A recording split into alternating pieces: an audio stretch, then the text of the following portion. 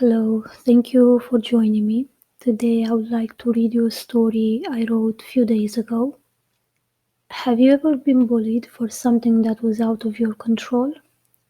We should do well to remember that we are not simply what we are born into, we are also the choices we make. Sometimes change comes to us unexpectedly.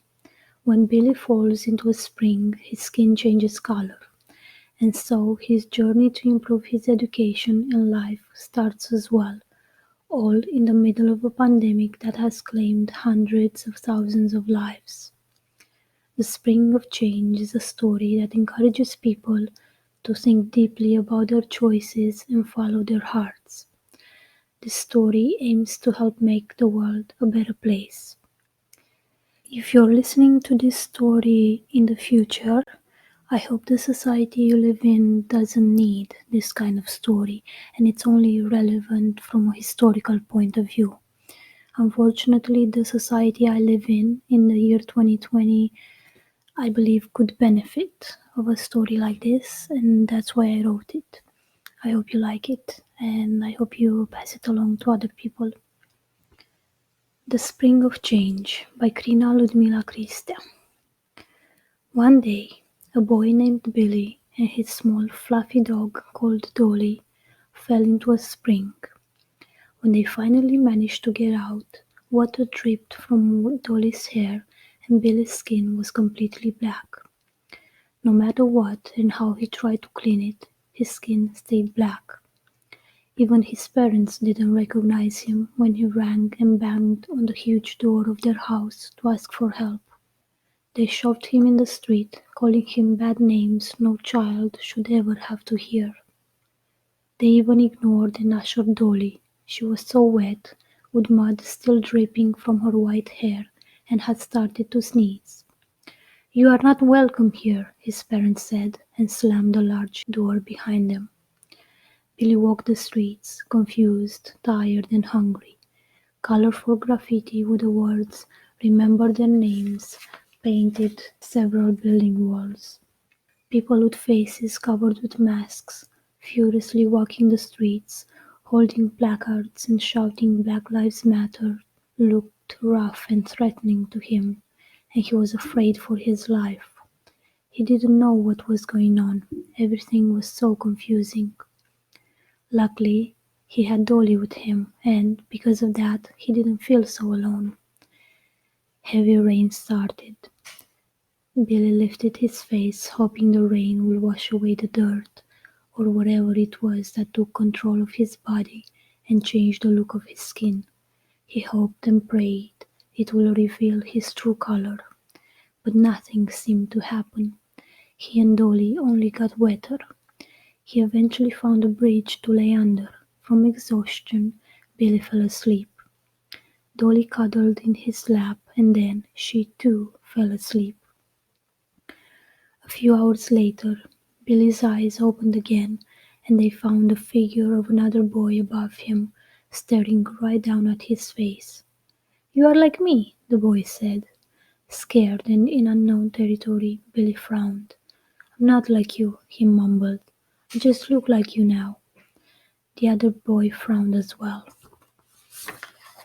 "I'm not sure what you mean, but you look tired, wet, and hungry. Here's a biscuit," he offered, smiling. "Let's go, Mama will make us hot, yummy soup. We'll warm up in no time." He then patted Dolly and surprisingly, she seemed too tired to bark or bite the strange boy. She allowed his tenderness. The boy smiled again and opened his hand to help Billy stand up. "I'm George," he said. Billy stared at the outstretched hand. He pondered the situation briefly. He didn't know who George was, and he was not allowed to talk to strangers. But his parents pushed him in the street. He was on his own, coming down with a cold, and his stomach growled as if a monster was just awoken from a deep sleep. So Billy took the other boy's hand, introduced himself, and together they walked to George's house. People smiled at him there, and Billy felt welcome and safe. In time, he became part of their family. Dolly, too, was given treats and cared for. One day, years later, an old couple passed on the street and noticed Billy. They stopped in their tracks and stared at him. "Are you okay?" he asked, approaching them. "Do you need help?" "You look so much like our son," the woman said. "He was stolen from us when he was little, but your body, your eyes, they look so much like his. They even stole our dog that day," the woman said, lost in reveries as she began to show tears. Billy looked closer at her then. "Oh, I'm so sorry that happened to your family. This happens to me all the time. But you're not my mother. My mother is over there, planting a few hibiscus flowers."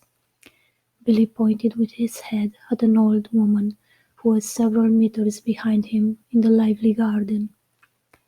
"I hope you find your way," he said. "It hurts to lose someone, especially a young child."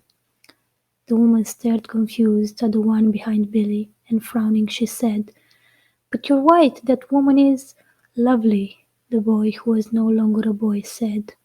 "She is lovely and caring and kind. She is my mother. She saved me." "And that is the rest of my family," Billy said, joyfully, pointing at his black brother and sisters, and his black father, who was standing in the shade, enjoying a fresh lemonade. "Goodbye now," he said. "I've got a garden to tend to." Billy walked away to help his mother with planting. The couple stared at them for a while, and then, ashamed, they walked away. Billy joined his brother, and together they watered the herbs and the freshly blooming heartthrob and cherry cheesecake hibiscus plants potted by their mom in the therapy garden. Near them, Dolly rolled around in the grass, ran around chasing butterflies, and enjoyed the sunshine. Afterward, Billy and his brother brought their mom fresh lemonade and cookies. Then they all played tennis, sang and danced, and read books on that sunny afternoon until late into the night.